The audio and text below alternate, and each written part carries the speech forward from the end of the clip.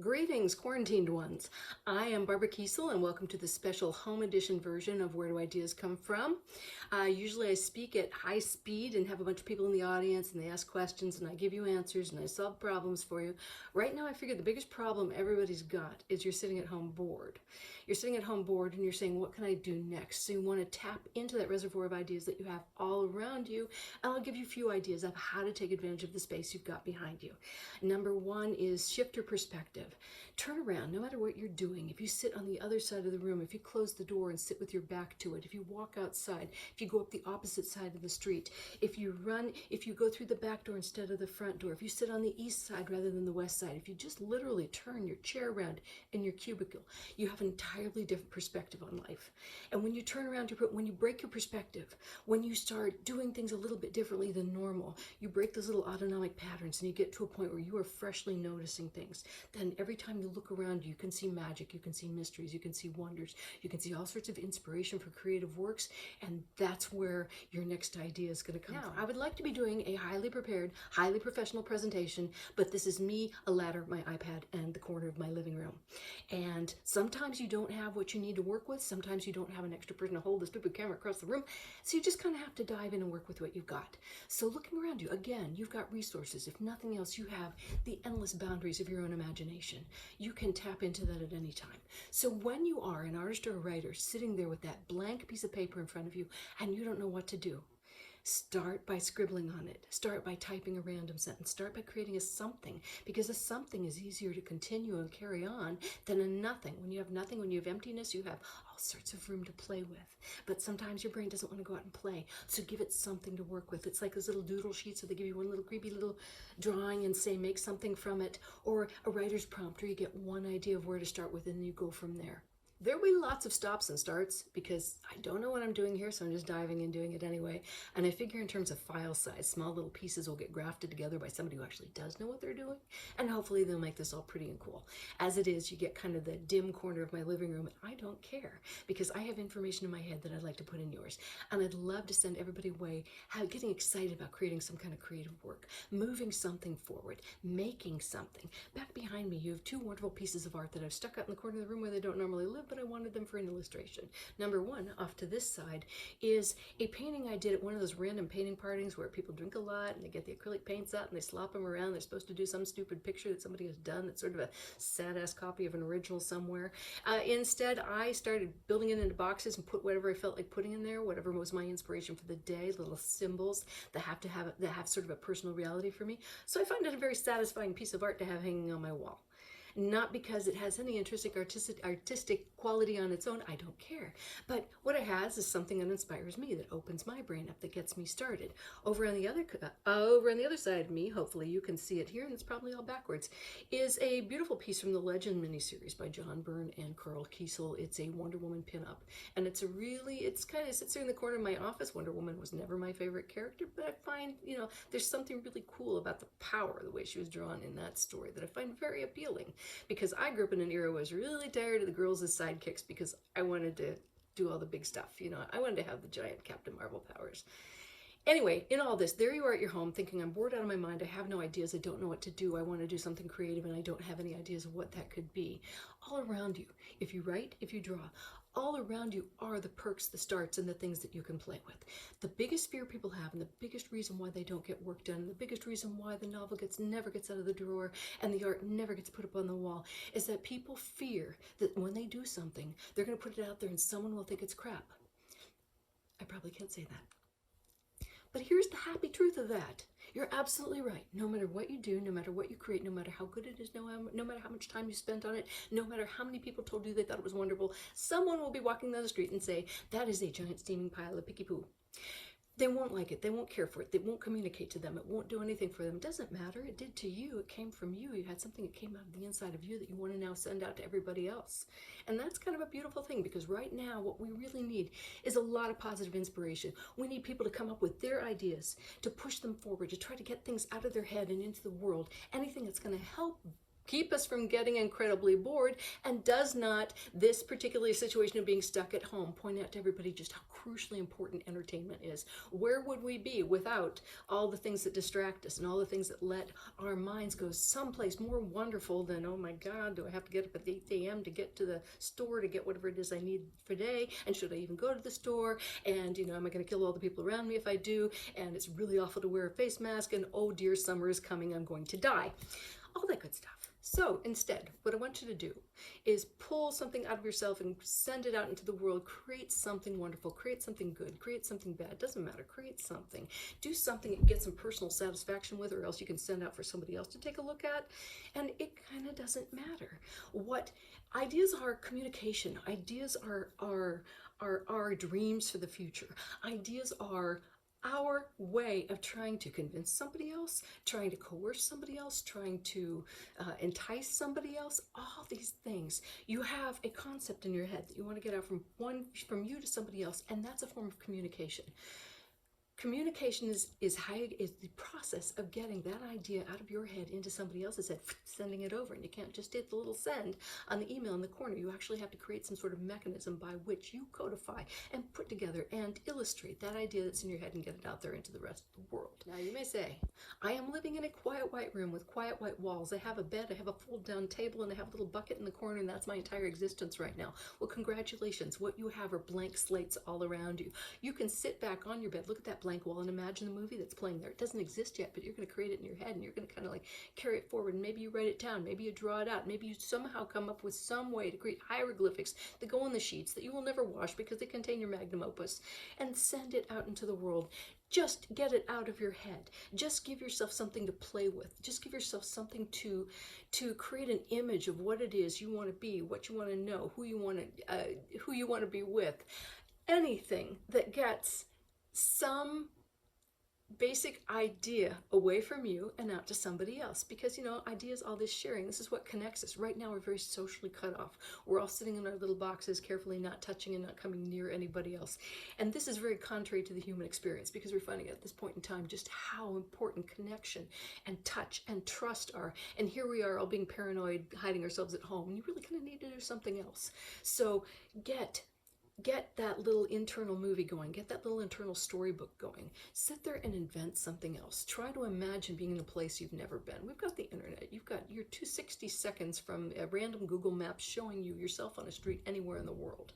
You are connected to the largest store of information, history, disinformation, and false history, and all sorts of good stuff, things that you can take as fodder, as pieces to play with, as things to reinvent, to turn around. Because when it comes back to writing, we only have the same 26 letters. We're going to have to kind of invent a little, you know, have all the words that are in the dictionary and some of the ones that you make up. It's all in how you put them together, and it's all in how you group them together to show somebody else. Okay, now bring it back to comics in particular. When it comes to comics, people say, where do you get the ideas? Well, you can kind of delve into the history of the character and extrapolate a future. You can pick a favorite story you like and create an analog for it in comic book form. You put your character into a situation where you put them in a box, they have to figure out how to get out of the box, and you have to figure out how they figure out to get out of the box, and you have to come up with something wonderful. You might be coming up with an image first, a key image, something that they will see, you will see some kind of magical transformation, some kind of huge, incredible battle event, whatever it is that gets your brain going. You can start with that as the genesis point and put these pieces together. Now, okay, coming back to comic book work, when it comes to comic book work, one of the most important things to remember is you've got to know what your motivation is for doing the work. By the way, I'm not going to review this because I absolutely cannot stand photos of myself. I cannot stand talking to a camera. This is really kind of excruciatingly painful for me, but you know, it's cool. It's again, it's getting that information out there. It's getting you charged up, getting you thinking about something. So coming back into the idea of motivation, what I mean by that is there is no wrong reason to create a piece of art, but you kind of have to know where you're headed. All of comic book work falls into the general category of self-work or commercial work. If you put a price on it at any point, it's commercial work. It doesn't matter if it's your most intimate story told in the most independent fashion. If you're trying to put a price on it, get people to buy it, it's commercial art. So you want it to appeal to at least somebody or a few people who are going to pay you enough money to make this work happen. If you're doing it only for your own personal gratification, comics are an ideal way to do a journal, an ideal way to just do greeting cards for family and friends. Send out the story of your family. Communicate with someone. Just send a quick picture, because it is worth 1,000 words, and I've typed them all. When you put all this together, you have to decide why you're doing it. Is it you want to just generate this work, or do you want to generate this work and have people pay you money for it? Because when you enter into the commercial marketplace, no one owes you a purchase.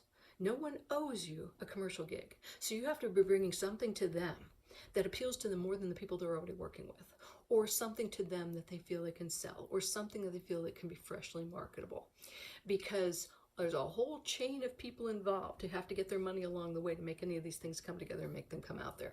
And now we're watching a little bit of the collapse of the comic book market and the comic book companies, and who knows what's going to happen with that next. There's probably going to be some kind of transformation where things move more into a digital realm, or possibly more of a print-on-demand realm, or we just have a new distribution system and we got it figured out as to what's going from point A to point B and who gets what and when they get it and all that good stuff.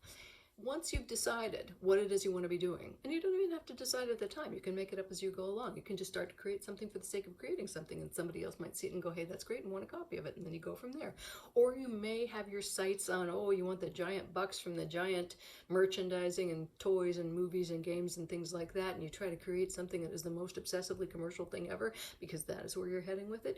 Either motive is fine.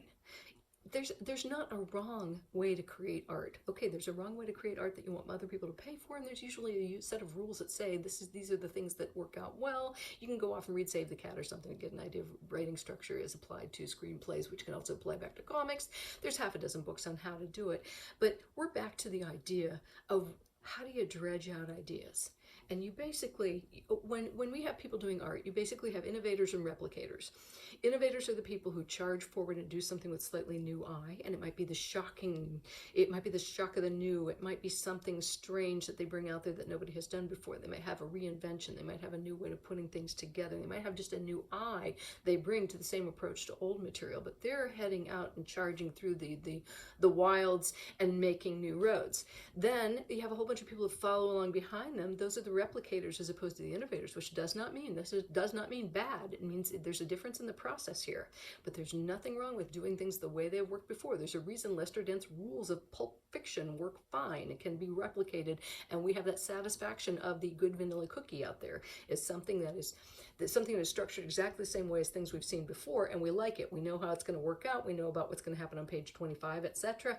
And it fits. It's what we as an audience expect when we don't want to have to work hard. And then there are the days when you'd like to work a little harder, you'd like to be a little challenged, you'd like to have something more coming in there, both as a creator and as a consumer of fiction of all forms, or of entertainment and artwork in all forms.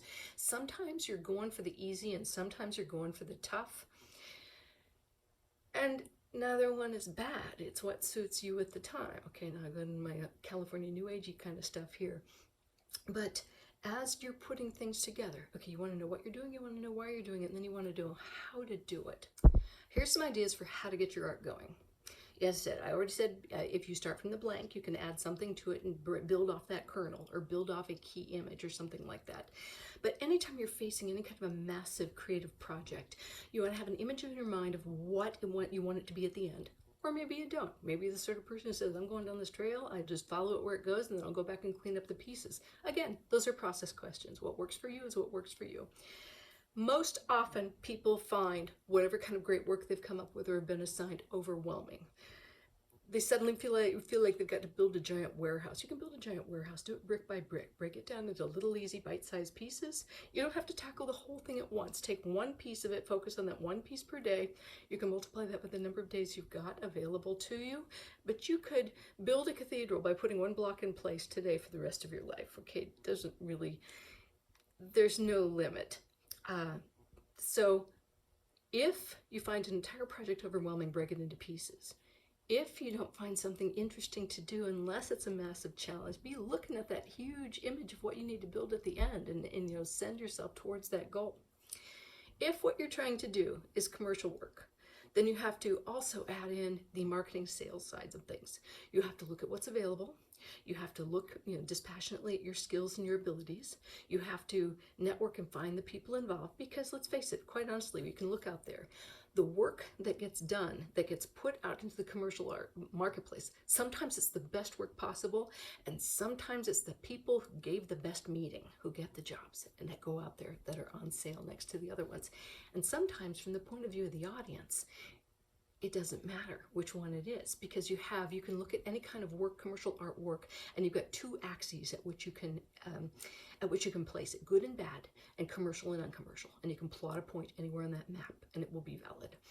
You can sometimes see that there's work that is so beautiful, like the artwork, the writing are so beautifully exquisite, but it doesn't sell because it doesn't hit that fad vibe. It doesn't have, people don't have a motivation and a reason to pick it up. And sometimes you can have work that is atrociously awful, untalented, but there's some kind of magic and energy to it that makes it highly commercial, which means from the point of view of people putting out commercial artworks, they're probably more interested in thing 2 than thing 1. But everybody wants the best. Everybody is looking for something that's going to hit on both meters. And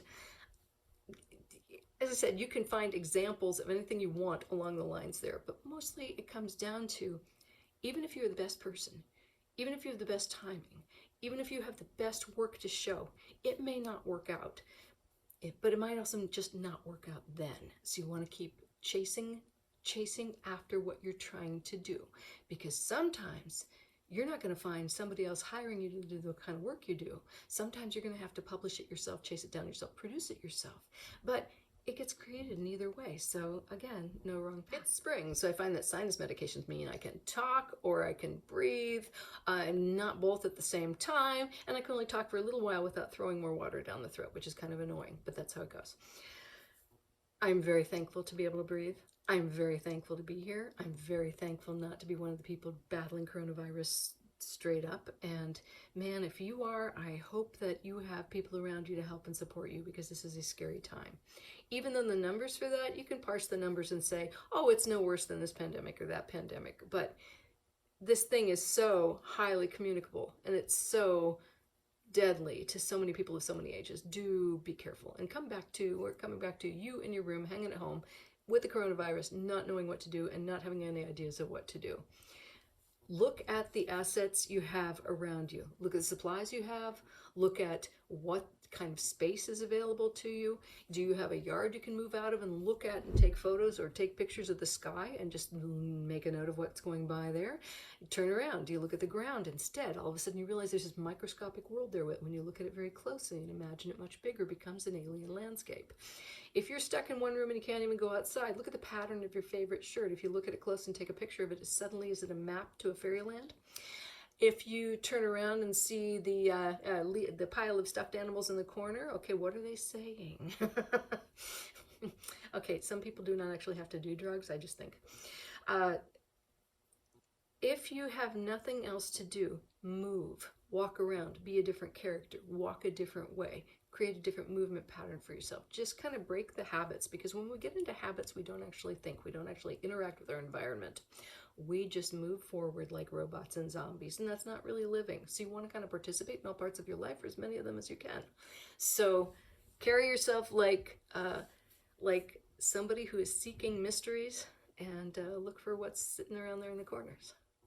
All right, I'm going to stop babbling at you because I'm one of the few people who's still working during this. Sorry, don't mean to be smug. I just mean to be telling you that I am exhausted and I'm trying to do too many things at once, including trying to figure out how to make a video late at night towards the end of the time when I need to have this done. I'm not going to go back and look at it because I'm always horrified about what I look like on camera.